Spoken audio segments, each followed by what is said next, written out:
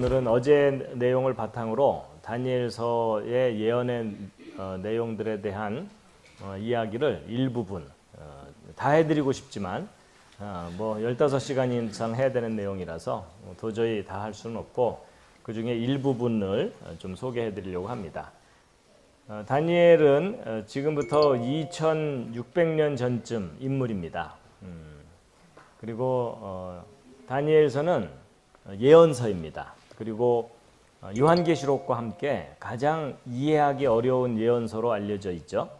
다니엘서 예언의 특징으로는 숫자들이 등장한다는 겁니다. 그 숫자들이 무슨 의미인지를 모르게 되면 가장 이해하기 어려운 것이 다니엘서인데 그 숫자의 의미를 정확하게 알면 가장 분명한 예언서가 다니엘서입니다. 왜냐하면 숫자는 어딘가에 반드시 들어맞게 돼 있거든요. 다니엘서의 예언은 두 가지의 초점이 맞춰져 있습니다. 첫째는 예수님의 초림입니다. 여러분과 저한테는 이미 지나간 과거의 일이기 때문에 확인도 쉽고 너무나 잘 아는 내용이지만 다니엘 당시만 하더라도 예수님이 언제 오실지 알 길이 없었어요. 그렇죠? 근데 예수님이 그러니까 메시아가 이 땅에 오실 때 어떤 상황 하에 어떤 시기에 올 것이다를 아주 구체적으로 예언한 것이 다니엘서입니다. 그리고 다니엘서의 두 번째 초점은 어디에 맞춰져 있냐면 마지막 때입니다. 역사의 마지막 때에 하나님께서 이스라엘을 회복시키시고 예루살렘을 회복시킬 거고 이스라엘 사람들을 전 세계에 흩어져 있는 이스라엘 사람들을 이스라엘 땅으로 모으실 거다. 이제 그런 내용입니다. 그래서 다니엘서는 모두 12장으로 되어 있는데 각 장마다 예언의 내용들이 담겨 있습니다. 그래서 그것에 대해서 하나하나 자세하게 소개해드리는 내용이 담겨 있는데요. 다니엘서의 배경이 되는 지리적인 배경입니다. 그래서 이스라엘이 여기 있고요.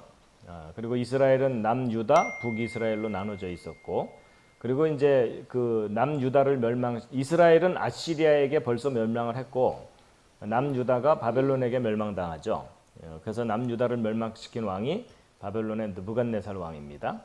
그리고 이제 바벨론 다음 제국으로 메데와 페르시아가 등장하죠. 그리고 그 다음에 이제 그리스가 등장하고 이렇게 순서적으로 되어 있는데, 그래서 느부갓네살 왕이 예루살렘에 쳐들어와서 다니엘을 포로로 잡아가고 나서 11년 후에 남유다를 멸망시킵니다. 그래서 포로로 잡혀간 다니엘이 느부갓네살 왕의 꿈을 해석해주고 또 다니엘 자체도 환상을 보고 이제 그런 것들을 통해서 하나님께서 미래를 예언하시게 되는데 다니엘서의 예언의 지리적인 초점은 예루살렘입니다. 그래서 저 예루살렘을 지배하게 될 4개의 제국이 등장할 거다. 그래서 처음에는 바벨론이 점령을 해서 지배를 하고 그 다음에는 메데 페르시아가 와서 지배를 하고 그 다음에 그리스가 세 번째로 와서 지배를 하고 네 번째 가장 강력한 제국인 로마 제국이 예루살렘을 지배할 때 그때 하늘로부터 오시는 분이 계실 거다. 이제 그런 내용이 이제 예언되어 있습니다. 그때 이제 하늘로부터 오신 분이 예수 그리스도이시죠. 그것이 이제 다니엘서 2장에서는 신상으로 예언되어 있습니다. 그래서 신상의 머리 부분, 가슴 부분, 그리고 허리부터 무릎까지, 그리고 발 부분 그렇게 나눠져 있고 똑같은 내용이 7장에 또 예언되어 있습니다. 여러분 똑같은 얘기를 반복하는 이유가 뭐죠? 중요하니까 강조하는 겁니다. 그래서 7장에는 2장에 나왔던 신상 예언이 다른 형태로 반복해서 나오게 되는데 네 짐승으로 표현되어 있습니다. 그래서 첫째 짐승은 사자입니다. 둘째 짐승은 혹시 뭔지 아시겠습니까? 예. 옆에 있는 분을 보면 떠오르실 겁니다. 곰입니다. 그래서 메데 페르시아는 곰으로 상징되는 왕국이었고 그다음에 세 번째 그리스는 어떤 짐승으로 예언되어 있는지 아십니까? 예, 표범입니다. 표범. 그리고 네 번째 짐승 로마는 동물 이름이 안 나옵니다. 그 대신에 무섭고 강한 괴물로 표현되어 있습니다. 그래서 그 괴물의 시대에 하늘로부터 오시는 진정한 왕이 예언되어 있습니다. 자, 그런데 이제 다니엘서를 직접 들어가기 전에 다니엘서는 역사를 정확하게 정리하지 않으면 엉뚱하게 해석이 된다 그랬죠. 예. 그렇기 때문에 다니엘서의 배경이 되는 역사에 대해서 먼저 좀 정리를 해드릴 텐데, 남유다를 멸망시킨 왕국이 바벨론 왕국입니다. 바벨론 왕국의 느부갓네살이 남유다를 멸망시키는데, 근데 이 바벨론 왕국과 동맹을 맺은 왕국이 메대 왕국입니다. 그래서 바벨론은 평야지대 왕국이고요, 메대 왕국은 산악지대 왕국입니다. 근데 그 메대를 정복한 새로운 왕국이 페르시아 왕국입니다. 그래서 페르시아의 고레스가 이 메대를 정복하고 메대를 아울러 다스리면서 바벨론을 멸망시키게 되거든요. 예, 바벨론을 1차는 고레스 때 점령했다가 그 아들 이후에 바벨론을 멸망시키게 됩니다. 그래서 이제 바로 요 시대에 그 바벨론의 포로로 잡혀갔던 그 유대인들이 고레스 왕 시절부터 돌아오기 시작하는데 1차 포로기환, 2차, 3차 포로기환이 이루어지는데 그때 그 지도자들이 에스라, 느헤미야 이런 사람들이죠. 그리고 이제 요 시대와 관련된 또 다른 중요한 인물이 에스더입니다. 에스더. 그 다니엘서를 이해를 하려면 시대적인 배경을 잘 알아야 됩니다. 그래서 이 시간에 요 표를 외우도록 하겠습니다. 그래서 오전에 끝날 때 시험 보겠습니다. 그래서 시험 문제를 미리 알려드릴게요. 백지를 하나씩 나눠주고 그리는 겁니다. 불 끄고, 그리고 저는 옆에서 떡을 썰고. 자, 그래서 이제 이 표를 그냥 외우라 그러면 너무 힘드실 테니까 이제 이 표를 외울 수 있도록 제가 도와드릴 텐데요. 자, 여기 있는 문제를 하나 둘 풀다 보면 많이 익숙해져요. 그래가지고 함께 한번 해볼 텐데, 여러분 남유다를 멸망시킨 바벨론의 왕의 이름이 뭐라고요? 느부갓네살. 몇 살에 왕이 됐다고요? 예, 그건 사실이 아니에요.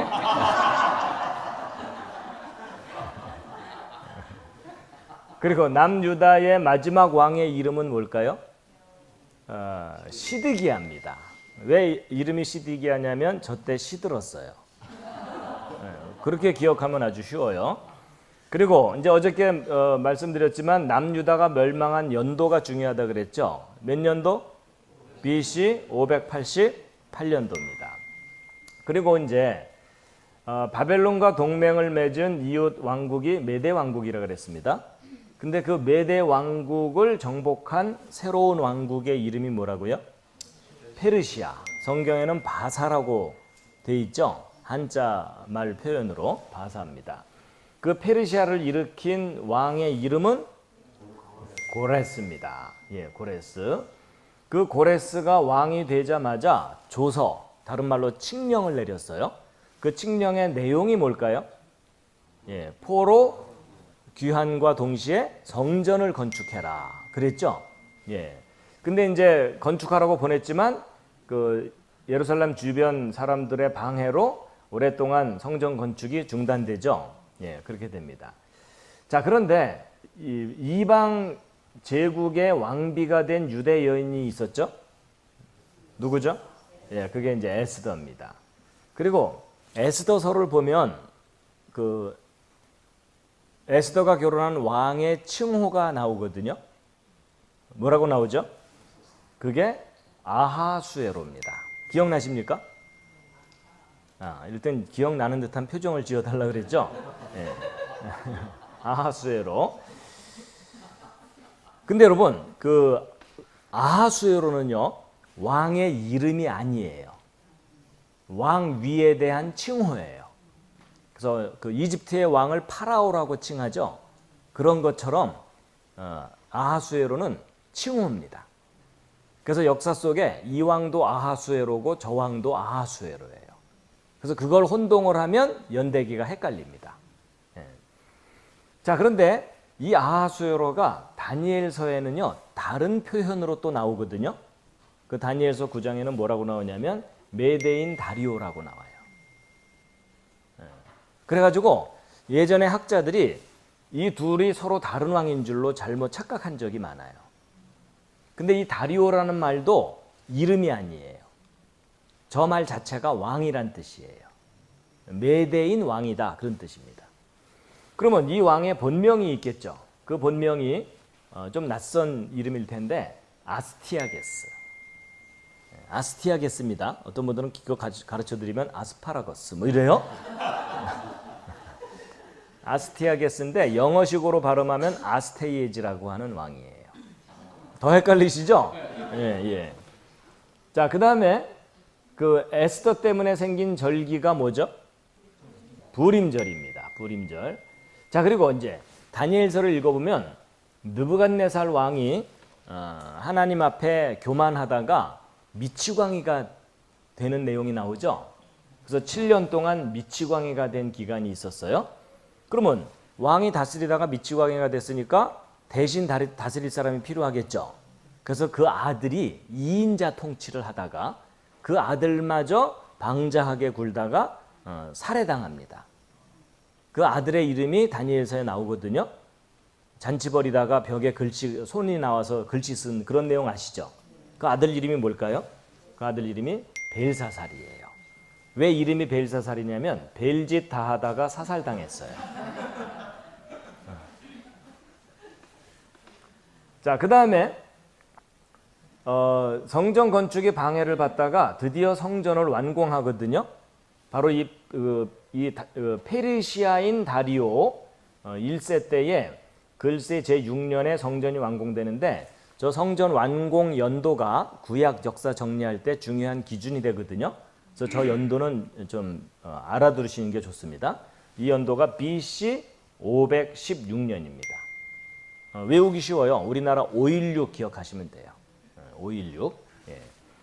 자, 그리고 이제 이 성전이 완공됐을 때에 또 다리오가 나오거든요.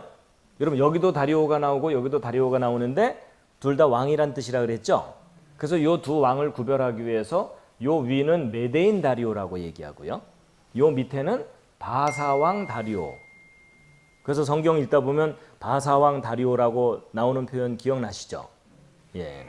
그래서 구별을 하고요. 자, 이 페르시아인 다리오 때 2차와 3차 포로 귀환이 있는데 2차 포로 귀환의 지도자의 이름은 율법 전문가 누구? 예, 에스라입니다. 에스라. 그다음에 3차 포로 귀환의 지도자는 예루살렘을 재건한 총독 느헤미야입니다. 이렇게 됩니다. 자, 끝없는 반복만이 살 길이에요. 그 대신에 조금 빠른 속도로 한번 해보겠습니다. 자, 남유다를 멸망시킨 바빌론의 왕의 이름은 느부갓네살. 몇 살의 왕이 됐다고요? 그건 사실이 아니라 그랬잖아요. 자, 그 다음에 남유다의 마지막 왕의 이름은 시드기야. 왜 이름이 시드기야라고요? 저때 시들었어요. 그 다음에 남유다 멸망 연도 BC 588년. 자, 그리고 이제 바벨론과 동맹을 맺은 이웃 제국의 이름은 메대. 근데 이 메대를 정복한 새로운 왕국은 페르시아. 페르시아를 일으킨 왕의 이름은 고레스. 예, 고레스. 뭐 저게 이제 뭐 나라마다 발음이 달라서요. 어느 곳은 뭐 키루스, 뭐 고리, 뭐 다양하게 발음을 해요. 예, 그 다음에 이제 고레스가 왕이 되자마자 조서를 내린 내용 중에 하나가 뭐냐면 성전을 건축하라. 근데 사실은 우리는 이제 성경에는 성전 건축이라고만 나오지만요. 그 성경을 뒷받침해주는 역사 기록 중에 요세푸스의 유대 전쟁사 이런 게 있거든요. 거기에는 고레스가 성전만 건축하라고 보낸 게 아니고요. 예루살렘이라는 도시 자체를 재건하라고 보냅니다. 여러분 생각해 보세요. 성전만 딸랑 건축해놔 봤자 주변 사람들이 쳐들어오면 성전 금방 무너지게 돼 있어요. 맞죠? 그럼 그 성전을 보호하는 성벽도 건축해야 되겠죠? 그래서 사실은 고레스가 내린 명령은요. 성전 건축 명령만 내린 게 아니고 예루살렘이라는 도시 자체를 재건하라는 명령이 함께 내려진 거라고 봐야 됩니다. 자, 그 다음에 이 이방 제국의 왕비가 된 유대 여인은 에스더. 그리고 그 에스더서에 나오는 왕의 칭호는 아하수에로. 그런데 다니엘서에는 또 다른 칭호로 나온다 그랬죠. 메대인 다리오. 근데 다리오는 왕이란 뜻이라 그랬어요. 예, 통치자란 뜻입니다. 자, 그다음에 이제 에스더 때 근데 그 본명은 뭐라고요? 아스티아게스 또는 아스테이에지. 예, 아스테이에지. 그다음에 이제 그 에스더 사건과 관련해서 생긴 절기는 불임절. 자, 그다음에 느부갓네살 왕이 미치고 왕이었는데 그 아들이 2인자 통치하다가 살해당했다고 돼 있죠. 그 아들 이름은 벨사살인데 왜 이름이 벨사살이라고요? 예, 벨짓 다 하다가 사살당해서 그래요. 예. 자, 그다음에 그 성전 완공 연도 516. 예. 그다음에 그 메데인 다리오와 구별하기 위해서 밑에 있는 다리오는 바사왕 다리오 또는 페르시아인 다리오 이렇게 표현한다 그랬고, 이 페르시아인 다리오 때 2차 귀환 지도자의 이름은 에스라, 3차 귀환 지도자의 이름은 니헤미야 이렇게 되는 겁니다. 그래도 좀 더 번 하니까 조금 눈에 익긴 하죠? 예.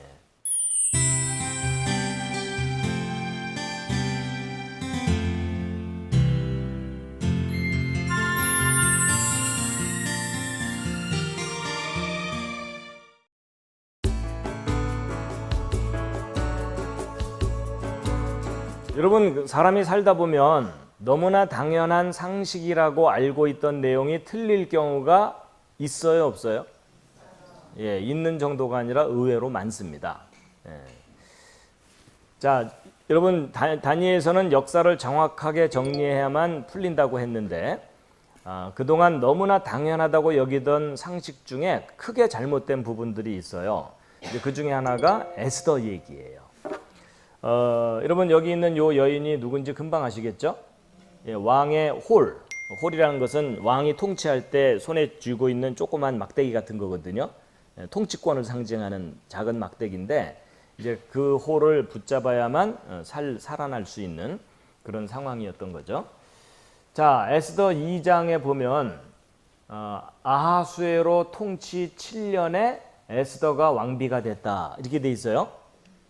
여러분, 평소에 숫자에 관심이 많지 않으시겠지만요, 다니엘서를 풀려면 숫자에 관심을 가져야 되기 때문에 이런 숫자가 나올 때마다 유심히 기억을 해두셔야 돼요. 이게 중요한 단서 중에 하나인데 제7년의 왕비가 됐다. 여러분, 그 에스더서에 나오는 이 아하수에로가, 여러분 여기 보시면은 여기 아하수에로라고 써 있진 않죠. 이 표현은 맞죠? 그럼 에스더가 결혼한 아하수에로가 여기 있는 왕 중에 어느 왕인지를 정확하게 자리매김을 해야 되거든요. 그런데 에스더가 결혼한 아하수에로가 이 여기 있는 왕 중에 어느 왕의 왕비라고 전 세계적으로 알려져 있는지 아십니까? 예, 아시는 분들이 좀 있으시네요. 그게 바로 이제 크세르크세스인데, 여기 크세르크세스라고 있죠? 여러분, 영화 300이라는 영화 혹시 아세요? 예, 그 300에 나오는 요 왕이에요. 젊은 왕. 그래서 이 스파르타의 레오니다스 왕의 300용사하고 전투를 벌였던 그 왕이거든요. 그래서 전 세계적으로 에스더가 요 왕의 왕비라고 알려져 있어요. 예. 그런데 너무나 당연하게 저렇게 전 세계적으로 알려져 있는데 저게 아주 큰 오류예요. 에스더가 결혼한 왕은 요 크세르크세스가 절대로 아니고요, 요 메데인 다리오입니다. 그래서 에스더는 페르시아 왕비가 아니었고요, 메데 왕비예요. 근데 여러분 중에는 페르시아 왕비건 메데 왕비건 예수 믿는데 큰 지장 없다 이런 분들이 좀 많은데, 근데 이 문제가 혼란이 생기면 다니엘서가 안 풀리게 돼 있어요. 그래서 여러분, 전 세계 백과사전을 이제 확인해 보면은요, 에스더는 페르시아의 크세르크세스의 왕비일 거다 이렇게 돼 있어요. 그러니까 신학생들도 저렇게밖에는 배울 수가 없는 거예요. 그래서 모두가 다 저렇게 이제 알고 있는데, 그러면 왜 에스더서에 나오는 아하수에로를 크세르크세스라고 했는지 이유가 있겠죠. 그게 이제 에스라 4장을 잘못 이해했기 때문에 생긴 문제예요.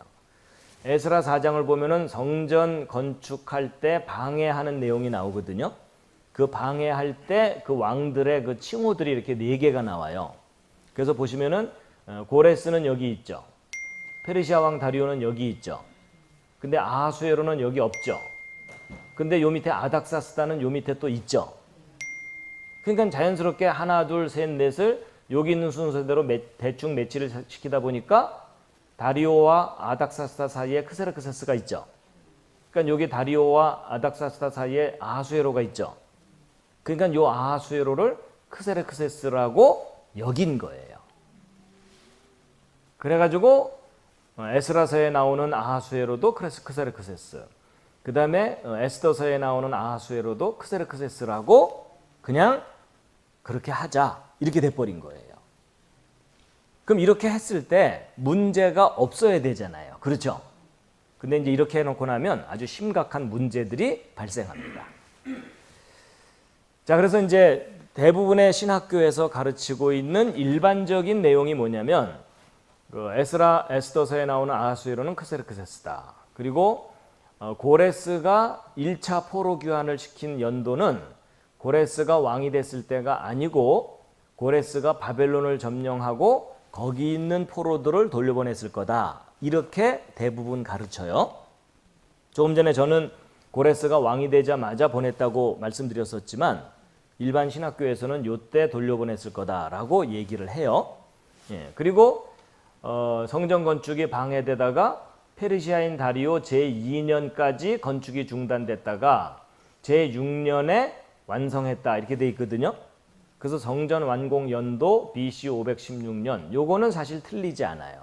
요거는. 예.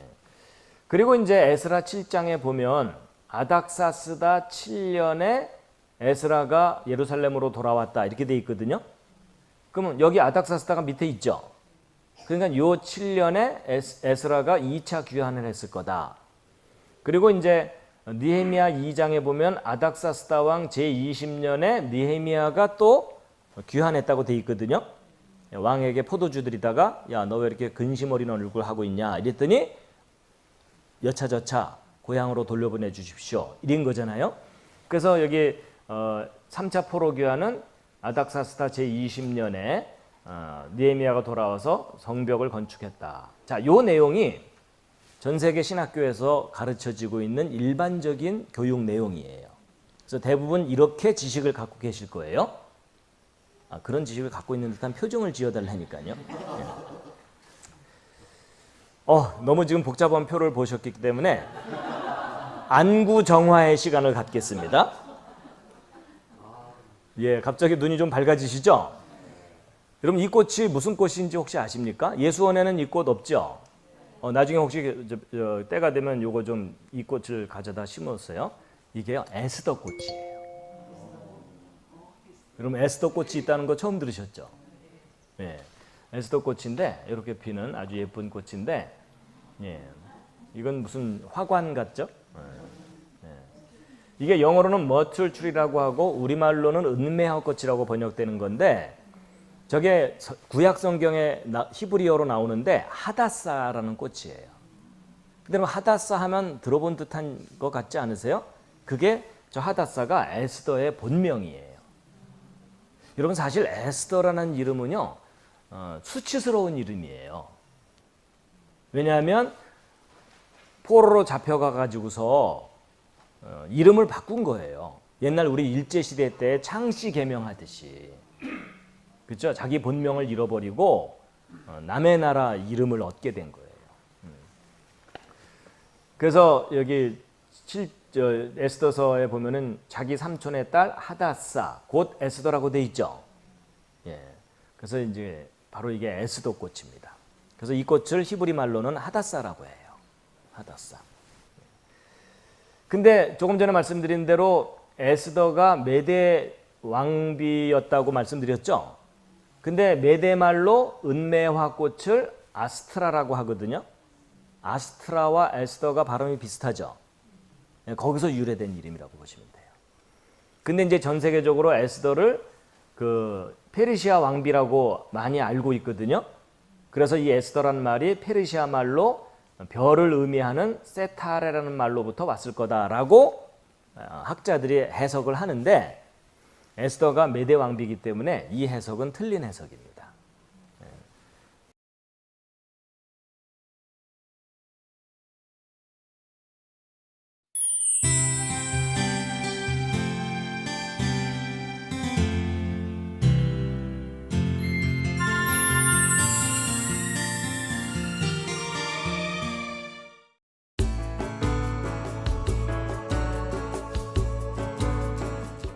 여러분 그 구약 성경 역사서를 읽다 보면은 아하수에로라는 칭호와 아닥사스다라는 칭호가 나오거든요.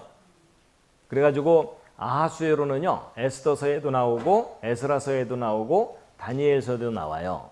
그래서 제가 요 셋을 좀 구별해 보려고 에스더서에 나오는 아하수에로는 A, 에스라서는 B, 다니엘서는 C로 구별을 좀 했어요. 저렇게 구별을 해갖고 이 세 인물이 같은 인물이면 합쳐버리면 되고 서로 다른 인물이면 구별하면 되겠죠. 그 다음에 아닥사스다라는 표현도 조금 전에 그 에스라서에도 나오고 느헤미야서에도 나오거든요. 그래서 제가 이것을 B와 D로 구별을 했고, 그리고 일반 역사 속에 아닥사스다 1세가 나오는데 이 세 인물이 같은 인물이면 나중에 합쳐버리면 되고 다른 인물이면 구별하면 되겠죠. 그리고 이제 그 다리오도 메대인 다리오가 있고 페르시아인 다리오가 있기 때문에 이것도 그때그때 구별을 잘 해야 되고요. 그런데 이제 전 세계적으로 아닥사스다는 요 크세르크세스의 아들 아닥사스다 1세로 주로 여기고 있고, 그 다음에 아하수에로는 크세르크세스일 거다라고 보통 이제 분류를 합니다. 근데 이제 이렇게 했을 때 문제가 없어야 되는데 문제가 아주 많아요. 그래서 먼저 다니엘서에 나오는 아하수에로 C를 이제 검증을 해볼 텐데, 자 다니엘서 9장 1절에 함께 한번 읽으시겠습니다. 시작.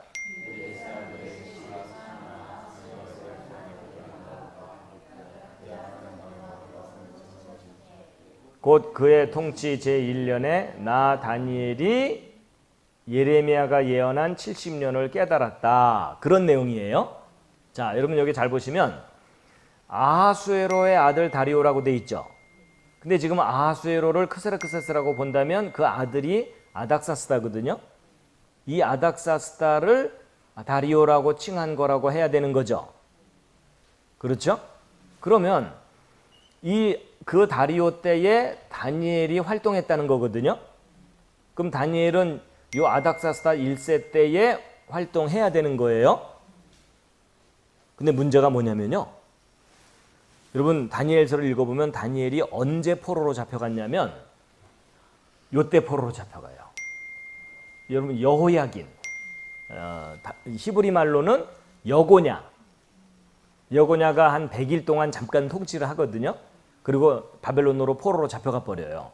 그렇게 되는데 다니엘은 여호야긴 망할 때 포로로 잡혀갔다고 다니엘서에 분명히 기록이 돼 있어요. 그럼 이때 포로로 잡혀간 다니엘이 이때까지 살아서 활동해야 된다는 얘기죠. 그러면 이 두 포인트의 연도 차이가 134년이에요. 더군다나 다니엘서를 읽어보면 다니엘이 소년 때 잡혀갔다고 돼 있죠. 그럼 소년이면 대충 17살, 고등학교 2학년쯤이라고 본다면 이때 다니엘의 나이는 150세쯤 돼야 되는 거죠. 근데 저때 당시에 평균 수명은 100살이 넘기 힘든 때예요. 근데 150살이 된 다니엘이 살아서 활동을 하고 있어야 되는 거예요. 근데 여러분 표정은 뭐 그럴 수도 있죠 뭐 이런 표정들이에요.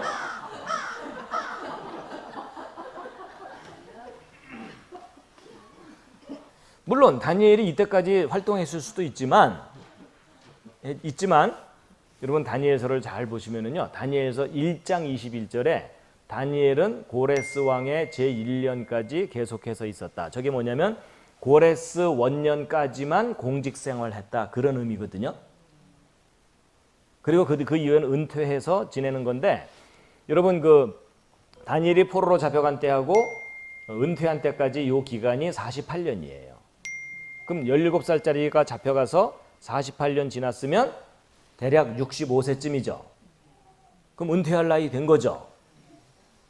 그리고 은퇴한 이후에 10년, 20년, 30년을 산다 하더라도 여기 정도까지는 살 수 있겠죠.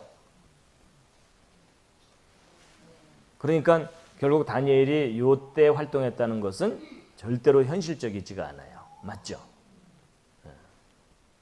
그러면 다니엘이 활동했던 요 시기 중에 다리오를 찾아야 되죠. 근데 그 다리는 이 다리가 아니라 요 다리여야 되겠죠. 그렇죠? 예, 그래서 여기 메데인 다리오가 분명히 있잖아요. 근데 그 메데인 다리오의 아버지가 아하수에로라는 얘기죠. 그래서 다니엘서 9장 1절에 나오는 아하수에로 씨는 시악사레스라고 해야지만 앞뒤가 맞아요. 시악사레스. 그래서 다니엘서 9장의 아하수에로 씨는 저기로 올려보내야만 문제가 해결이 됩니다. 여러분 이렇게 구체적으로 표를 그려보지 않으면 어디가 잘못됐는지 사람들이 알기가 어려워요. 자, 그래서 이제 하나를 해결했어요. 네. 자, 이번에는 그 에스더서에 나오는 아하수에로를 이제 해결을 해야 됩니다. 자, 여러분 에스더 2장에 중요한 단서가 나오는데 함께 빠르게 한번 읽겠습니다. 시작. 이제 수산궁에 모르드게라는 이름의 어떤 유대인이 있었는데 그는 베냐민 족속으로 이 사람이 유다 왕 여고냐와 함께 사로잡혀간 포로들 곧 바벨론 왕 느부갓네살이 사로잡아간 자들과 더불어 예루살렘에서 사로잡혀 갔더라. 그가 자기 삼촌의 딸 하닷사 곧 에스더를 양육하였으니 그녀에게는 아버지나 어머니가 없었더라. 그 처녀는 용모가 곱고 아름답더라. 그녀의 아버지와 어머니가 죽은 뒤에 모르드게가 그녀를 자기 딸로 삼았더라. 자, 이 모르드게와 에스더의 관계가 나오죠. 사실은 사촌이에요.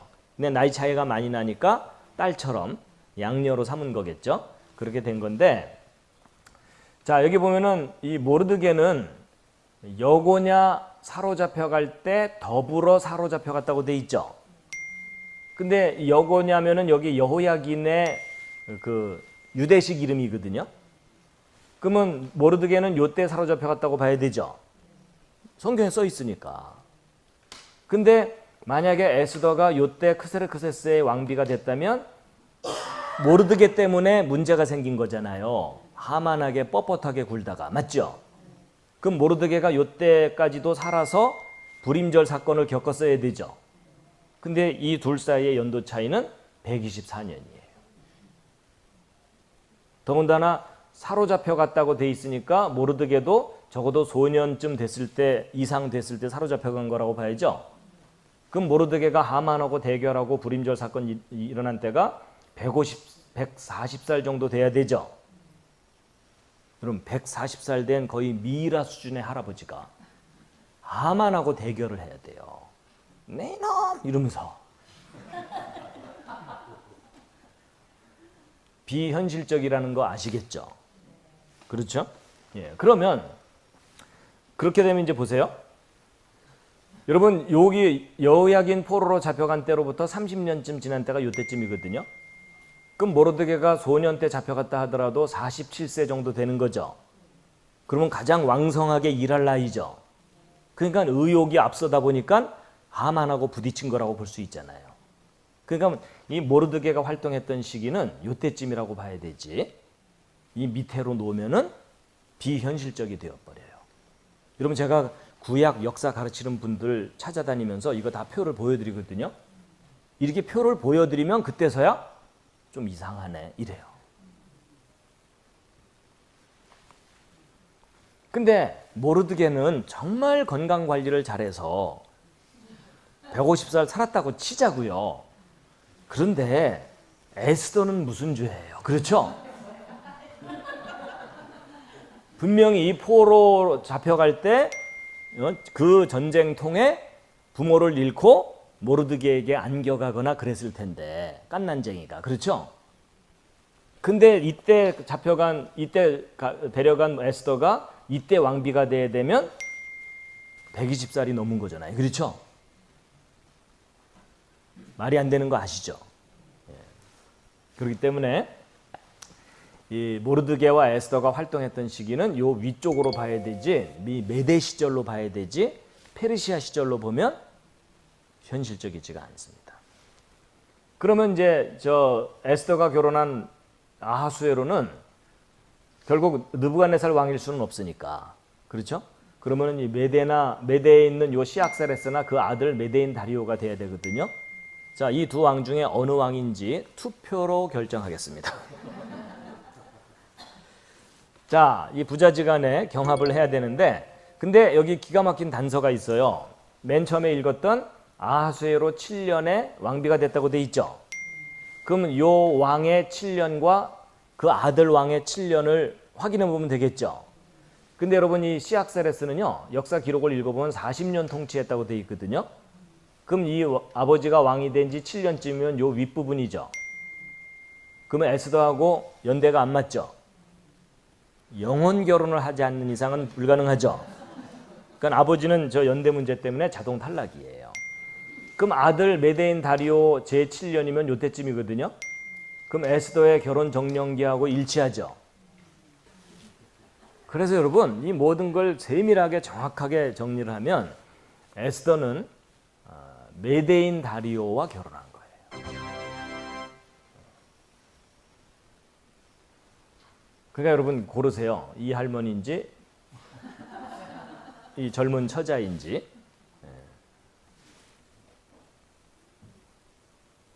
그래서 에스더서에 나오는 아하수에로는 크세르크세스가 그냥 아닌 게 아니라 절대 아니에요. 저 위로 올라가야 돼요.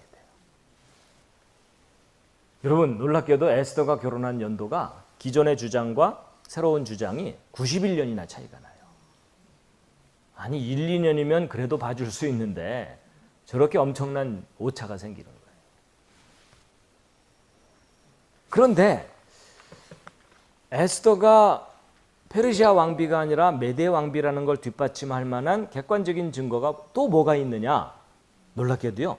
에스더의 무덤의 위치예요. 여러분 제가 재작년에 제 사무실에 이란에서 선교하시던 선교사님이 찾아오셨거든요. 이란에서 오셨는데 이란이 바로 그 페르시아 제국이 있던 나라거든요. 그렇기 때문에 제가 또 호기심이 생겨갖고 제가 이 내용을 정리하고 있었기 때문에 그 선교사님께 제가 뭐라고 말씀드렸냐면 연대기를 정리해 보면 에스더가 페르시아 왕비가 아니라 메대 왕비라는 것이 확인이 됩니다.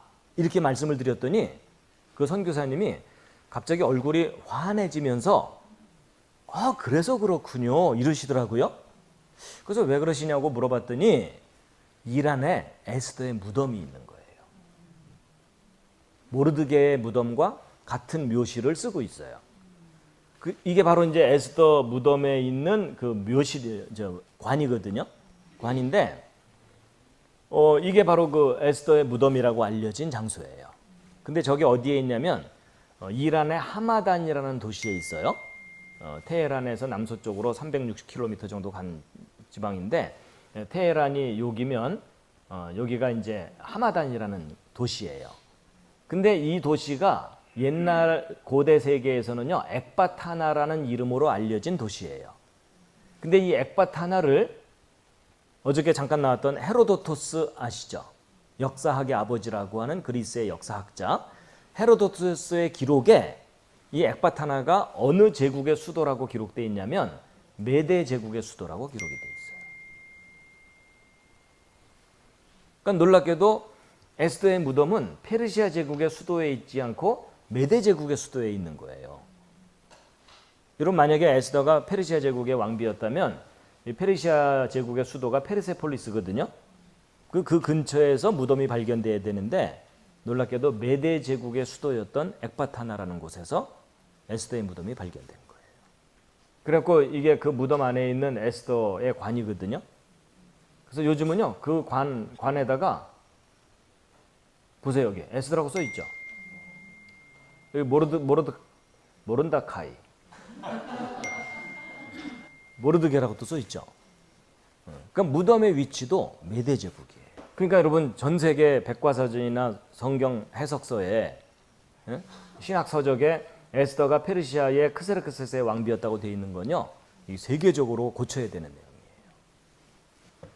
더군다나 에스더라는 이름의 유래도 메데말하고 유사성이 있잖아요. 맞죠?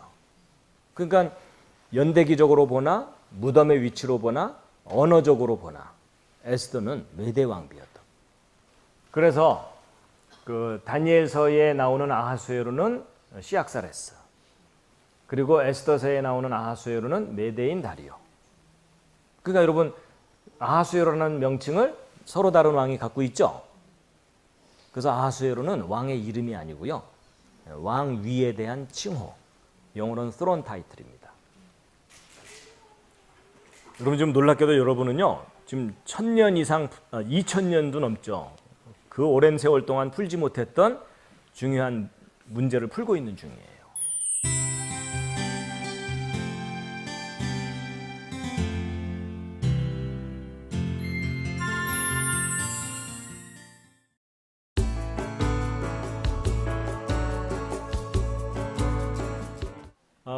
여러분 이제 아까 말씀드린 대로 고레스가 왕이 되자마자 포로들을 돌려보내서 성전 건축을 하도록 했는데 계속 방해를 받다가 왕이 바뀌고 페르시아인 다리오 제2년에 성전 건축을 시작해서 제6년에 완공했는데 BC 516년에 완공했다 이렇게 돼 있죠.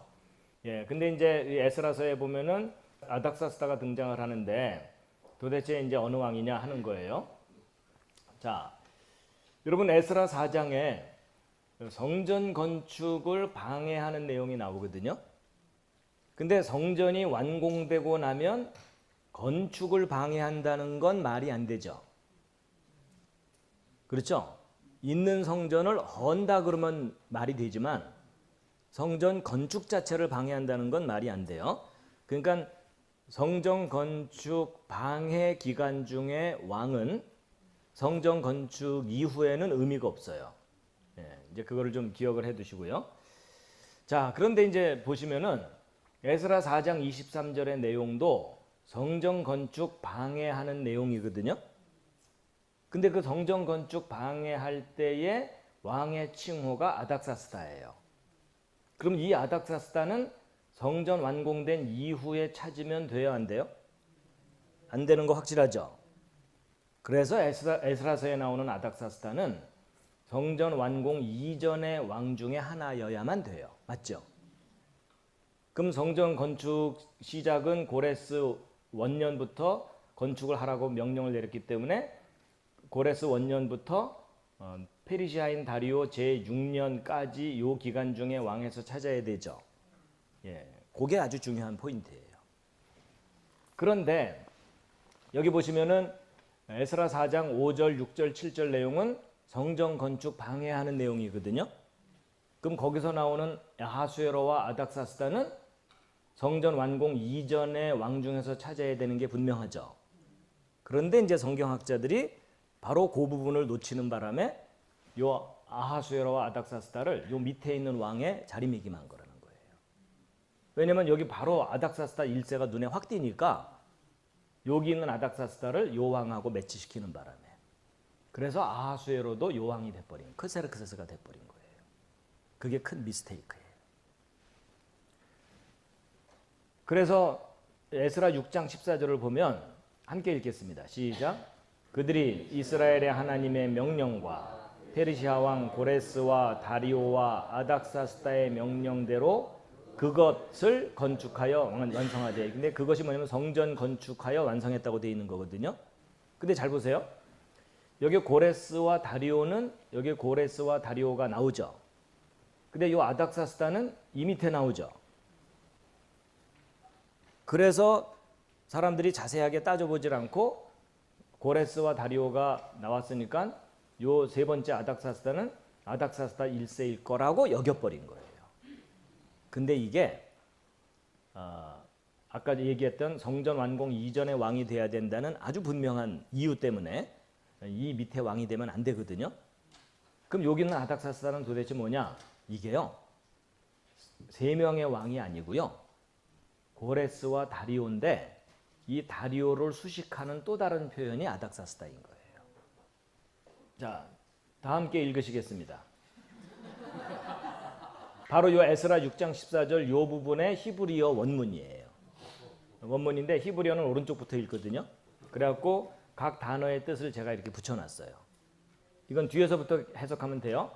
페르시아 왕인데 여기 이제 고레스와 다리오와 아닥사스다의 명령 이런 뜻이에요. 그래서 이 앞에 있는 왕, 이 칭호들은 페르시아 왕에 대한 칭호들이에요. 그리고 여기 이 바브라고 하는 요거는요 영어로 따지면 and입니다. and. 그래서 이걸 그냥 그대로 보면 고레스와 다리오와 아닥사스다 이렇게 되는 건데, 근데 사실은 이게 뭐냐면 요 아닥사스다는 요 다리우스에 대한 또 다른 설명이에요. 쉽게 이해하면 이런 거예요. 사과와 배, 그런데 똘배 이런 뜻이에요. 그렇게 해야만 앞뒤가 맞거든요. 근데 이제 학자들이 이걸 그냥 단순하게 세 명의 왕인 줄로 잘못 이해하는 바람에 이 아닥사스다를 요 밑에 놓고 고생한 거예요. 그래가지고 여러분 우리말로 하면은 크세르크세스하고 아닥사스다가 전혀 다른 칭호인 것처럼 느껴지죠. 근데 영어를 보세요. 이 크세르크세스는 영어로 발음하면 럭세스라는 발음이거든요. 근데 아닥사스다는 여기 뒤에 보시면 럭세스가 붙어 있죠. 그 앞에 아르타라는 게 붙어 있을 뿐이죠. 이 두 이름이 서로 비슷한 이름이에요. 그래갖고 그러면 아르타는 무슨 뜻이고 럭세스는 무슨 뜻이냐? 저 럭세스라는 말은요 영웅들의 지배자 그런 뜻이에요. 여러분 옛날에는 부족 국가들이 이렇게 있었죠. 쪼무라기 국가들이 있는데 그걸 통합한 영웅. 이게 왕이란 뜻, 통치자란 뜻이거든요. 근데 아르타라는 말은 무슨 말이냐면 의로운이란 뜻이에요. 그러니까 나는 깡패처럼 다스리지 않고 의로서 다스린다 그런 뜻이에요. 그래서 여러분 아닥사스다라는 것은 왕의 이름이 아니고 아수에로처럼 왕 위에 대한 칭호예요. 영어로는 throne title이라고 하는. 그래서 역사 속에 이 왕도 아하수에로고 저 왕도 아하수에로인데 에스라서를 잘 분석해 보면은 페르시아인 다리오의 또 다른 칭호가 아닥사스다였던 거예요.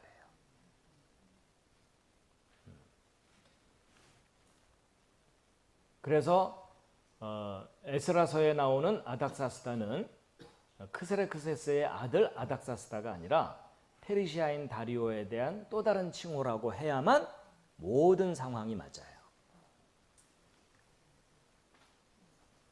그래가지고 여러분 에스라서에 나오는 아닥사스다를 페르시아인 다리오라고 하면 어떤 문제가 해결되냐면, 여러분 기존에 알려진 것은 에스라서에 나오는 아닥사스다가 크세르크세스의 아들 아닥사스다라고 알려져 있잖아요.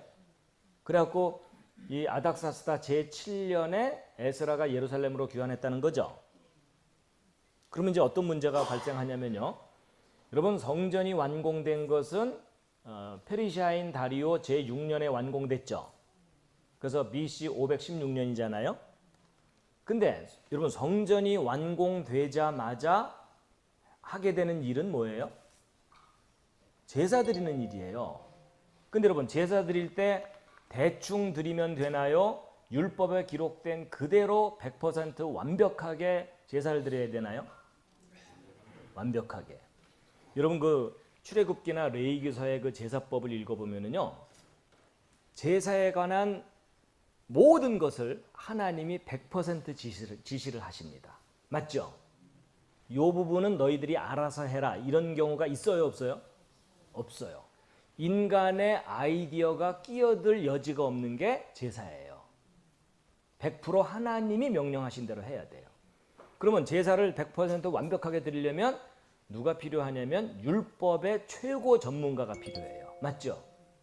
근데 율법의 최고 전문가에는 저때 누구였죠? 에스라였어요. 그러면 여러분 그 페르시아인 다리오 제6년에 성전이 완공됐으면 그때로부터 완벽한 제사를 드렸어야 되는데, 만약에 에스라가 크세르크세스의 아들 아닥사스다 제7년에 예루살렘에 왔다면 저 두 연도차가 58년이에요. 여러분 전문가도 없이 58년 동안 대충 들였다는 얘기죠. 그렇죠? 그런데 에스라가 요때 귀환한 게 아니라 아닥사스다 제7년 페르시아인 다리오 제7년에 귀환했다면 성전 완공된 바로 그 다음 해에 오는 거죠. 말이 되죠. 아닥사스다라는 호칭을 잘못 적용하는 바람에 생긴 문제인 거예요. 그래서 2차 포로 귀환 시기는 60년 정도 차이가 있는 거예요. 자, 그 다음에 이제 느헤미야도 마찬가지예요. 사실 느헤미야가 제일 심각해요. 여러분 여기도 느헤미야가 또 있으신가요? 예. 아, 예. 하여튼 그분 자체가 문제는 아니에요. 그분이 살았던 시기가 문제인 거지. 예, 그분을 미워하지 마세요. 여러분 느헤미야서에 보면 아닥사스다 제20년에 그 귀환했다고 돼 있거든요. 왕에게 간청을 해갖고. 그래갖고 일반적으로는 이 크세르크세스의 아들 아닥사스다 제20년에 느헤미야가 총독으로 예루살렘에 왔다 이렇게 얘기를 해요. 그런데 이제 문제가 뭐냐면 여러분 느헤미야 7장 6절 7절을 보면 함께 빠르게 한번 읽겠습니다. 시작. 전에 사로잡혀간 자들 곧 바벨론 왕 느부갓네살이 사로잡아간 자들 중에서 포로 생활을 벗어나 올라가서 예루살렘과 유다로 돌아와 각각 자기들의 성읍에 이른 유다 지방의 자손들이 이러하니라.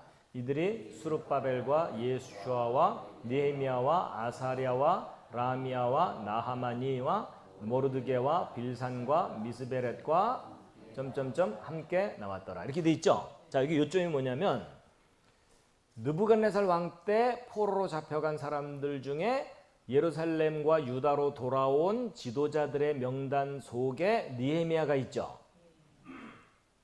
그렇죠. 그러면 느부갓네살 왕이 포로로 잡아간 때가 1차, 2차, 3차가 요 시기거든요. 요때 느헤미야가 어쨌든 잡혀갔다는 거죠.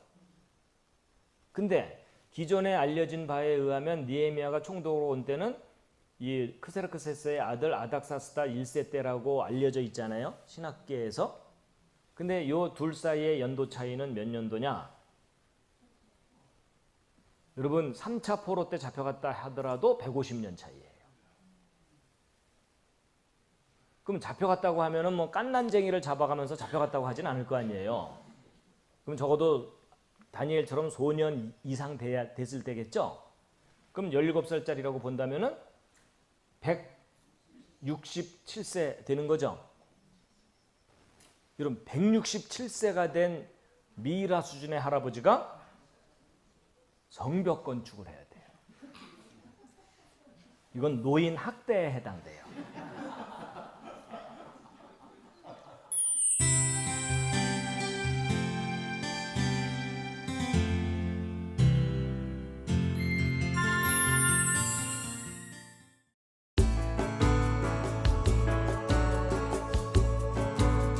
여러분 신학자들도 이런 큰 연도 차이가 있다는 걸 알겠죠. 그래서 이제 신학자들이 어떤 변명을 하냐면 요 느헤미야서를 기록한 느헤미야하고 요 지도자 명단에 나오는 느헤미야는 동명이인, 같은 이름을 가진 다른 사람일 거다.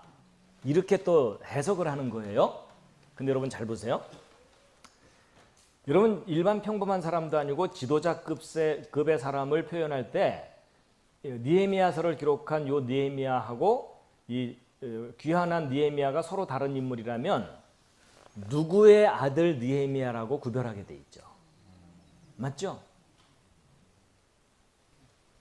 그리고 여기 분명히 바벨론 왕 때 잡아간 자들 중에 돌아온 사람이라고 돼 있잖아요. 맞죠?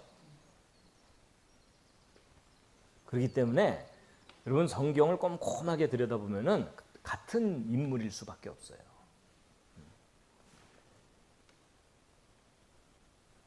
그랬을 때 여러분 아까 그 에스라서에 나오는 아닥사스다가 이 밑에 요 아닥사스다가 아니라 페르시아인 다리오의 또 다른 칭호라고 말씀드렸잖아요. 그래서 요 위로 올렸죠. 그런데 여러분 그 70인역이라고 아시죠? 70인역에는 느헤미야서와 에스라서가요 한 권의 책으로 묶여 있어요. 그 얘기는 뭐냐면 같은 시대 인물이란 뜻이에요. 그래가지고 느헤미야서에 나오는 아닥사스다나 에스라서에 나오는 아닥사스다가 같은 왕이란 뜻이거든요. 그러면 에스라서의 아닥사스다가 요 위로 올라갔다면 느헤미야서에 나오는 아닥사스다도 당연히 따라서 위로 올라가야 되죠. 그래서 이 느헤미야서에 나오는 아닥사스다도 페르시아인 다리오라고 해야만 이게 앞뒤가 서로 맞게 돼 있어요. 그래서 느헤미야가 귀환한 시기는 요 밑에 아닥사스다 1세가 아니라 요 페르시아인 다리오 때에 귀환해서 예루살렘을 재건했다. 이렇게 봐야 돼요. 그러면 요때 느헤미야가 귀환했다면은요. 3차 포로 때 잡혀갔다 하더라도 81년 느헤미야가 81세쯤 됐을 때거든요. 그럼 81세 아니 그 소년 때 잡혀갔다고 하면 거의 100살 가까이 된 때라고 봐야 되겠죠. 나이가 많기는 해도 불가능한 나이는 아니에요. 요즘도 뭐 90세, 100세 돼도 정정하신 분들 계시잖아요. 그렇죠? 근데 요 밑으로 내려오면은 불가능해져요. 그러니까 사실은 이 모든 상황을 종합해 봤을 때 느헤미야는요. 정말 건강하게 나이가 많은 사람이었던 거예요. 그러니까 왕 앞에 나가서 왕이시여 이 늙은 신하, 죽음을 눈앞에 둔 이 늙은 신하의 마지막 소원을 들어주시옵소서. 이런 상황이었다라고 봐야 되는 거예요. 그러면 느헤미야가 이 페르시아인 다리오 요 시기에 활동했다는 것을 뒷받침해주는 뭔가 좀 객관적인 증거가 있느냐? 기가 막힌 증거가 있어요. 그게 이제 뭐냐면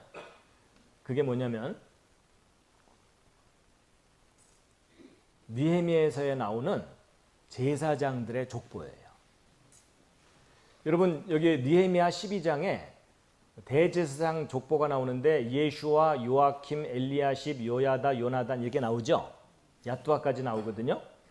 여기 보면 느헤미야서 7장 7절에 여기 수룹바벨과 예슈아가 나오죠. 이때 바벨론 왕에 의해서 사로잡혀간 사람들의 명단 지도자거든요. 근데 요 예슈아가 여기 예슈아예요. 그래서 이 예슈아는 바벨론 왕 포로로 잡아갈 때 함께 잡혀갔던 그 제사장입니다. 그래서 요 예슈아 이후에 그 아들과 손자와 증손자 이렇게 쭉 내려간 거거든요. 그래서 제가 요거를 20년 터울로 정리를 한 거예요. 그러면 잘 보세요. 여기 보면 느헤미야서 3장 1절에 그때 대제사장 엘리야십이 다른 제사장들과 양문을 건축했다고 돼 있잖아요. 그럼 양문은 제사 때 쓰는 양들이 드나드는 문이라서 제사장들에게 그 구역을 맡긴 거예요. 그렇죠? 예, 그래가지고서 그때 여기 엘리야십이 이 건축을 담당했다고 돼 있죠. 근데 엘리야십은 예슈아의 손자죠. 그렇죠? 여기 엘리야십 나오죠. 근데 이 엘리야십이 대제사장이라고 돼 있죠. 그럼 평범한 제사장이 아니라 대표 제사장이에요. 여러분 대제사장이 되려면 그래도 어느 정도 경력이 있어야 되죠.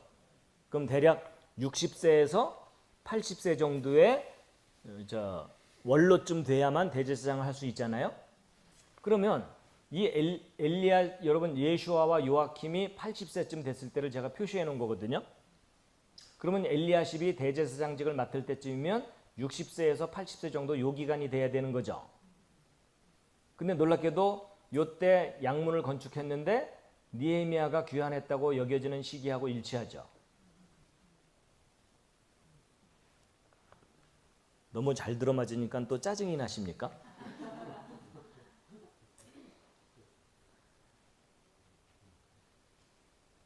여러분 대제사장들이 활동했던 시기를 정확하게 확인해 봐도 분명히 느헤미야가 예루살렘 재건하는 거는 요 시기라고 해야 되지. 이 밑에는 너무나 비현실적이 돼버려요.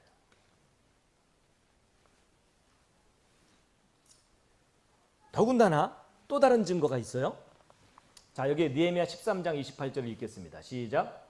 대제사장 엘리야십의 손자인 요야다의 아들들 중에 하나가 호론 사람 산발랏의 사위가 되었으므로 내가 그를 쫓아내어 내게서 떠나게 하였노라. 이렇게 돼 있는데 여기 보시면은 엘리야십의 손자이면서 요야다의 아들들 중 하나라고 돼 있으니까 엘리야십의 손자이면서 요야다의 아들들 중 하나면 이 요나단 또래죠. 근데 이 요나단 또래의 놈 하나가 산발랏의 사위가 됐다고 돼 있죠. 그러면 산발랏은 좋은 사람, 나쁜 놈? 지극히 나쁜 놈. 그렇죠? 성전 건축을 극렬히 방해했던 아주 괘씸한 놈이잖아요. 맞죠? 그런데 제사장 집안의 아들놈이 그 지극히 나쁜 놈의 사위가 됐으니까 느헤미야가 화가 났겠죠. 그래서 쫓아내 버렸어요. 그런데 요나단 또래가 결혼할 정년기가 요때쯤 되죠. 그러면 느헤미야가 예루살렘 재건할 때하고 시기가 일치하죠.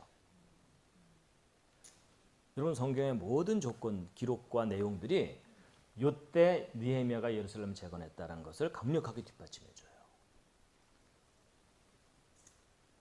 더군다나 느헤미야서 12장 22절, 23절을 보면은요.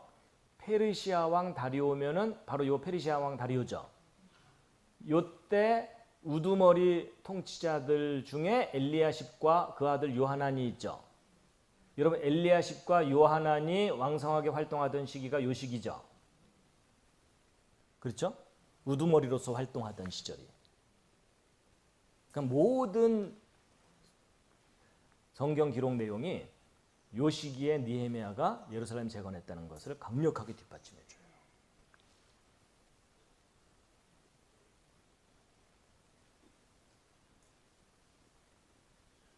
그러니까 에스라와 느헤미야서에 나오는 아닥사스다는 절대로 아닥사스다 1세가 아니에요. 페르시아인 다리오 시기로 올라와야 돼요. 동의 안 하셔도 할 수 없습니다.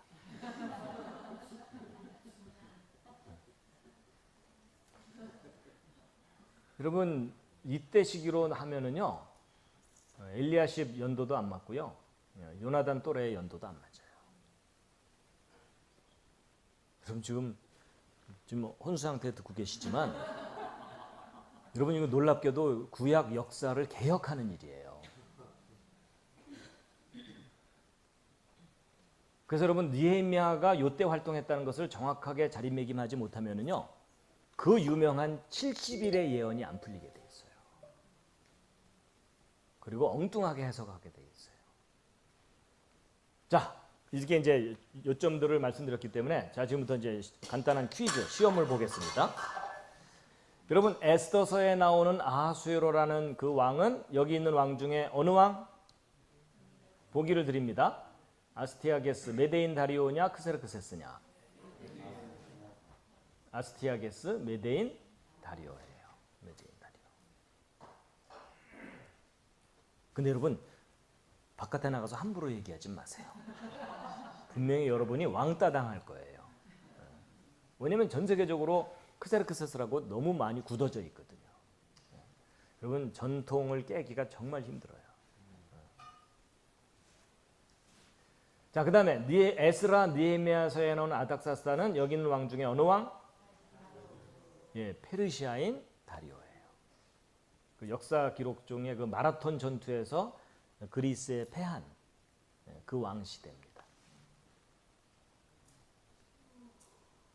그래서 결국 다니엘과 에스더의 활동 시기를 고려하면 아하수에로 A와 C는 저 위로 올라가야 되고요. 그 다음에 아닥사스다 문제를 제대로 잘 해결을 하면은 에스라서에는 아닥사스다와 느헤미야서에는 아닥사스다가 다 페르시아인 다리오 쪽으로 올라가야 되는 거예요. 그리고 이제 일반 역사에 나오는 아닥사스다 1세 롱지마누스는 그냥 그 자리에 있어야 되고. 근데 이 호칭을 잘못 해석하는 바람에 같은 인물인 것처럼 착각하는 거예요. 지금도 여전히 전 세계적으로.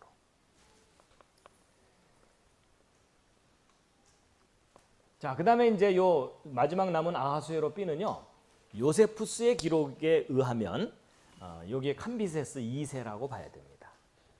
캄비세스 2세에 대한 또 다른 표현이 아하수에로였던 거예요. 자세한 설명이 있긴 하지만, 요건 시간 관계상 줄이도록 하겠습니다.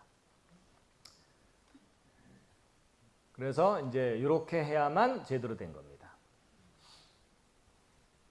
그런데 지금 전 세계적으로 이렇게 지금도 여전히 가르치고 있거든요. 그러니까 이렇게 차이가 나는 거를 어거지로 가르치려니까 온갖 이상한 이론들이 신학계에 많이 퍼진 거예요. 그래서 여러분 오른쪽이 일반적인 이해예요. 지금 신학계에서 주로 가르치는 내용입니다. 그리고 왼쪽이 이제 모든 것을 제대로 교정한 올바른 이해입니다. 여러분 역사가 이렇게 차이가 나는 거예요. 이렇게 차이가 난 상태에서 다니엘서를 해석했으니까 제대로 해석될 리가 없죠. 근데 제대로 해석이 안 되면요, 학자들은 좋아요. 어차피 서로 안 맞을 때는요, 새로운 주장을 해야 학위를 주거든요. 그러니까 유진 폴스틱 그분이 정말 놀라운 작업을 한 건데, 근데 그분이 왜 학계에 인정을 받지 못하냐면 학위가 없거든. 그러니까 여러분 아무리 귀한 걸 발견해도 학위가 있어야 뭐가 되는데 학위가 없어서 무시를 당하는 거예요. 학위가 없는 건 예수님도 학위가 없어요. 제자들도 없었고 예수님 제자 중에 목사 안수 받은 사람 없어요.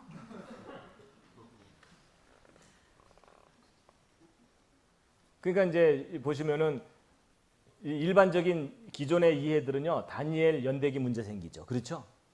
네. 그 다음에 모르드게와 에스더 연대 문제 생기죠. 네. 그리고 제일 심한 건 느헤미야죠. 네. 근데 이 모든 걸 바로 잡아주는 증거 중에 하나가 제사장들의 계보예요. 활동 시기이고. 그래서 제가 이제 이렇게까지 정리된 내용을 구약 역사 연구하시는 분들을 그리고 대중적으로 가르치는 분들에게 가서 이걸 보여드리는 거예요. 근데 이렇게까지 자세하게 정리해서 가르치는 분들이 없어요. 근데 이걸 이렇게 정리해야만 눈에 보여요.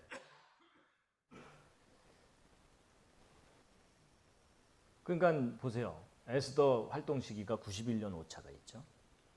그리고 에스라와 느헤미야 귀환 시기도 58년 오차가 있는 거예요.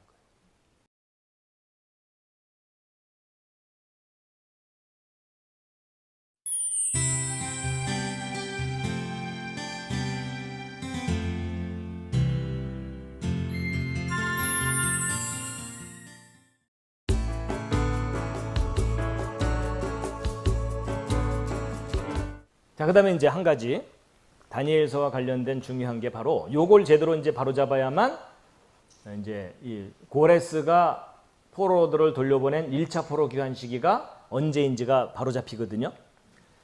여러분 기존의 신학계에서는 BC 538년 또는 539년, 540년 요 정도로 보고 있어요.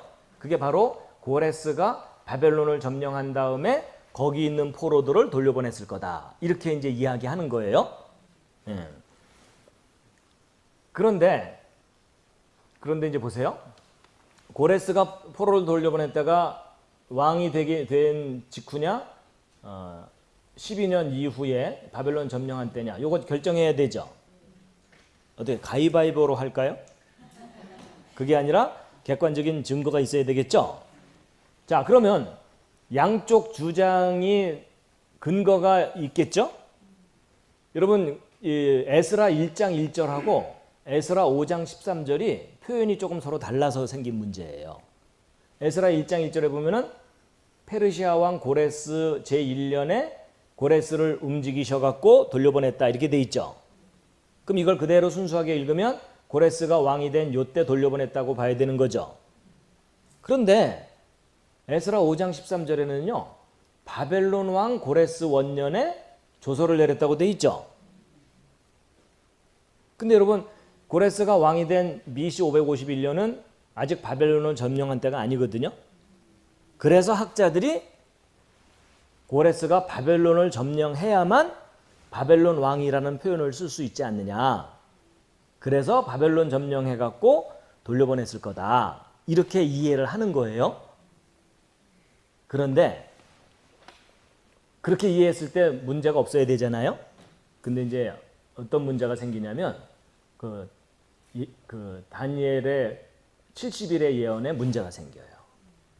자, 여러분 다니엘서 9장에 그 유명한 70일의 예언이 나오는데 예루살렘을 회복하고 건축하라는 명령, 이게 고레스의 칙령이거든요.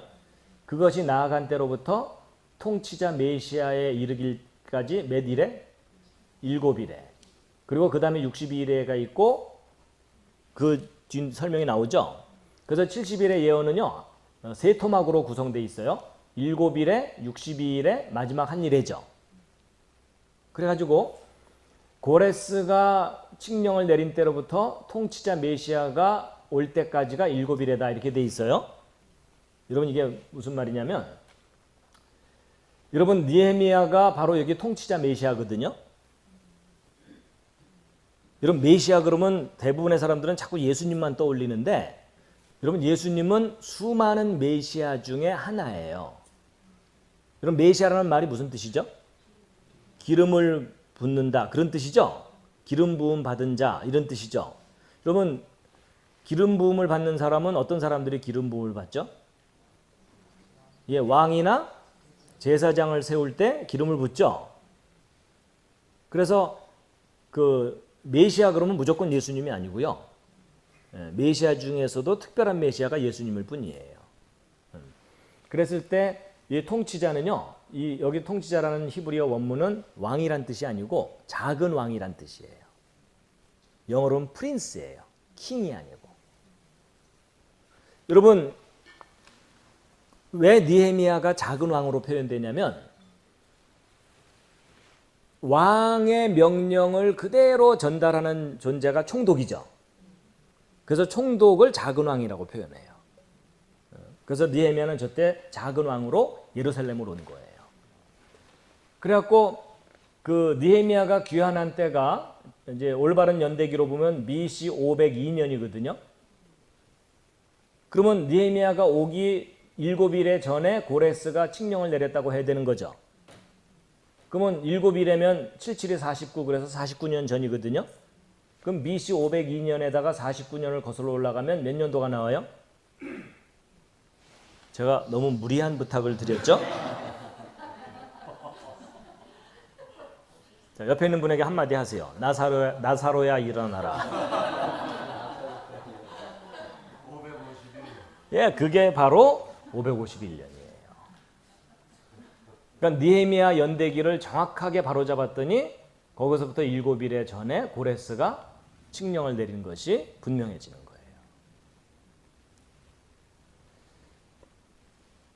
여러분 만약에 느헤미야가 아닥사스다 1세 때에 예루살렘을 왔다면 그로부터 7일에 전에 고레스가 조서를 내린 연도하고 맞아요, 안 맞아요? 안 맞아요. 네. 그리고 만약에 고레스가 바벨론을 점령한 때로부터 7일이 지난 후에 성벽이 재건돼야 된다면 연도가 맞아요, 안 맞아요? 안 맞아요. 이래도 안 맞고 저래도 안 맞고 다 안 맞아요. 그러면 이제 우리가 한 가지 풀어야 될 숙제가 뭐냐면, 그런데 왜 에스라서 5장 13절에는 바벨론 왕 고레스라고 표현했느냐? 이건 좀 이상하죠? 근데 여러분 이거 별로 어렵지가 않아요. 잘 보세요. 여러분 이 고레스가 이 페르시아 왕국을 세우기 바로 직전에 10년 동안은요, 그 안산이라는 곳에 왕으로 있었어요. 안산에. 우리나라 안산이 아니고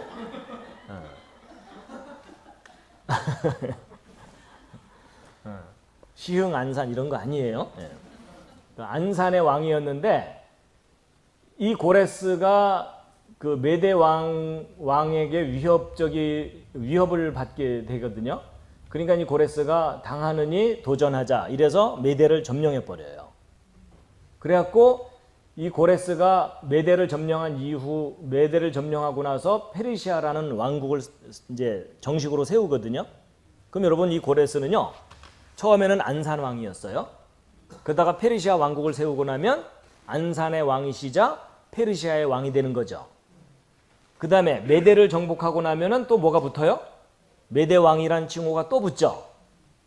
그리고 이 고레스가 메대와 연합군을 이룬 다음에 바벨론까지 점령해 버리죠. 그러면 이 고레스는요, 시간이 지날수록 칭호가 하나씩 늘어나는 거예요. 여러분 북한의 김일성도 민족의 태양이시며 뭐 어쩌고 저쩌고 하나씩 붙는 거 아시죠? 그래서 결국은 이 고레스가 수메르와 아카드까지 다 정복을 해버리거든요. 그럼 고레스를 부르는 칭호는 이렇게 많아져요. 그런데 여러분이 에스라서를 기록한 때는 고레스가 왕이 된 초기가 아니라 에스라서는 요 시기에 기록된 거라고 말씀드렸죠. 에스라가 활동했던 시기가 요 시기니까.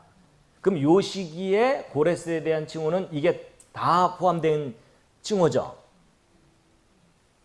그렇죠? 그러니까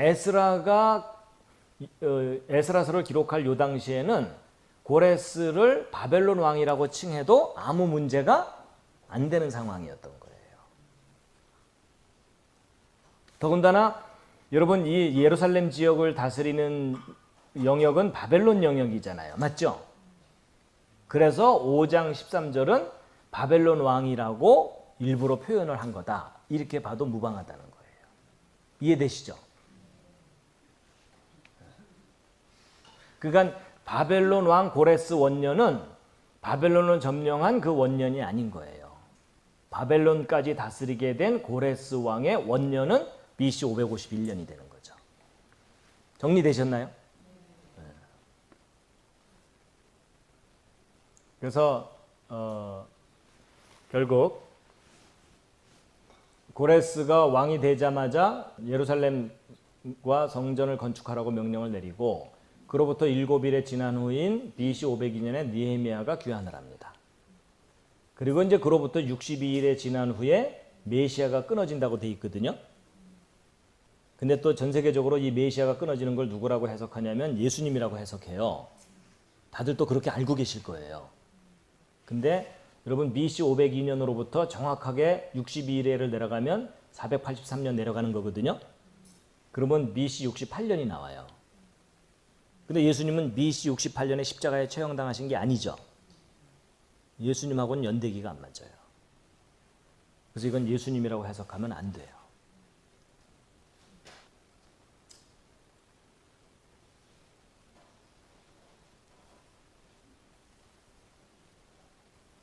그래서 이제 왼쪽에 제대로 해놓고서 해석하면 이제 다 해석이 되게 돼 있어요.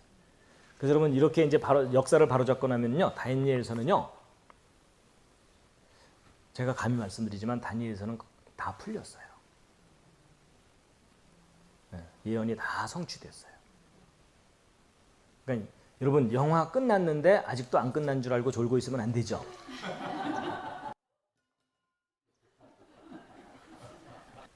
자, 여기까지가 다니엘서에 대한 서론이에요. 어제는 연대기 자체에 대한 서론이었고 오늘은 다니엘서의 서론이에요. 이제 이게 정리돼야만 이제 그 뒤가 줄줄줄 풀리게 돼 있어요. 그러니까 여러분 이런 거예요. 여러분 척추가 이렇게 휘어져 있으면 힘을 내서 일할 수가 없어요. 그렇죠? 서 있기도 바빠요. 척추를 반드시 피면은 그때부터 일을 할 수가 있거든요. 그래서 이 다니엘서는요, 정말 강력한 미사일이에요. 근데 문제는 발사대가 삐뚤어져 있는 거예요. 그럼 발사대가 삐뚤어져 있으면 어떻게 돼요? 쏘면은 정확하게 가서 맞지 않고 오폭이 일어나는 거죠. 바로 그 문제인데, 여러분 저 길 찾아다닐 때는 뭐 지도가 약간 틀리면 좀 약간만 헤매도 되지만 전쟁이 일어나서 포를 쏴야 될 때 여러분 대동여지도를 가지고 거리를 잰 다음에 포를 쏘면 돼야 안 돼요? 예, 이건 거의 100% 불발이에요. 오폭이 일어나요. 맞죠? 근데 여러분 요즘은 과학이 발달해서 GPS가 달린 내비게이션 지도 있죠? 그걸로 목적지 찍으면 100% 가죠. 완벽한 지도를 가지고 거리를 재서 포를 쏴야 되죠. 바로 그런 건데 다니엘서는요, 역사가 정확하게 정리되잖아요. 강력한 위력을 발휘하는 미사일이에요. 하나님이 없다고 하는 사람들, 또 하나님이 창조하셨지만 지금 놀고 계시다고 생각하는 사람들, 이 세상 다스리지 않는다 이렇게 생각하는 사람들에게 그 생각에 틀렸다는 것을 가장 명확하게 드러낼 수 있는 내용이 다니엘서입니다. 근데 문제는 그동안 역사가 잘못 정리되는 바람에 발세다가 삐뚤어져 있었던 거예요. 그러니까 계속 문제를 일으키니까 이 다니엘서를 정통 신학자들이 창고에 처박아 놓은 거예요. 함부로 건들지 말아라. 근데 아니에요. 지금은 창고에서 꺼내갖고 발사대가 완벽하게 됐기 때문에 이제는 다니엘서를 갖고 정말 강력한 포를 쏴야 되는 시기가 온 거예요. 하나님의 살아계심과 역사를 섭리하시는 일이 선명하게 드러납니다.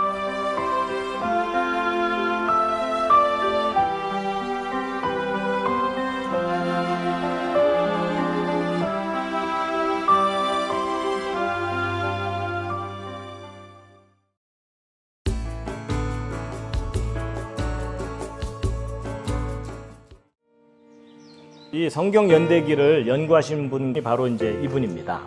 이미 알고 계시는 분도 있지만은 처음 듣는 분들을 위해서 좀 설명드리면 이분은 미국인이십니다. 이름은 유진 폴스틱이라고 하는 분인데 이분이 교회에서 신앙생활을 하고 또 사업도 뭐 백만장자라고 할 정도로 넉넉하게 사업이 잘 됐어요. 그러다가 이 신학자들이나 목사님들 중에 성경 창세기에 기록된 내용을 기록된 그대로 믿지 않는 그 인본주의적인 또는 다원주의적인 신학을 가진 사람들이 많아가지고 이분이 거기에 실망을 하고 거룩한 분노를 느꼈어요. 왜 사람들이 성경을 기록된 그대로 믿지 못할까? 내가 창세기부터 기록된 그대로 사실이라는 것을 과학적으로 검증을 해야 되겠다. 그리고 나중에는 사업까지 다 접고 과학적인 성경 연대기로 창세기부터 계시록까지의 그 역사를 막 정리한 겁니다. 이분이 이렇게까지 자세하게 역사를 정리했거든요. 근데 역사를 정리하고 났더니 예수 그리스도가 메시아라는 사실이 선명하게 드러나는 거예요. He wants all the recognition to go to God, to Jesus Christ, and His works and His hand in history to be recognized more than himself. So I guess I can't say other than that. I mean, his whole life obviously was, once he got into his Bible studies in about the middle 70s, turned more and more into, I mean, this became his passion. He has no agenda. A lot of these people write books and do these things, and they have a set agenda, end goal that they want to reach. My dad had no goal other than to show the accuracy and the truth in the Bible, scriptures. 근데 대천동 신부님께서 이분이 연구한 내용이 얼마나 중요한지를 잘 알고 계시기 때문에 이분의 연구 내용을 한국 기독교계에 널리 알려야 된다. 그래서 의사 있고 한 70명이 하는 공장 바로 사업이 잘 됐지만 성경 연대 문제 이제 호기심 나와서 호기 시작해서 컴퓨터로도 계산도 하고 다른 사람을 배운 것이 아닙니다. 스스로 성경 보고 컴퓨터로 연구해서 아주 놀라운 것을 발견했습니다.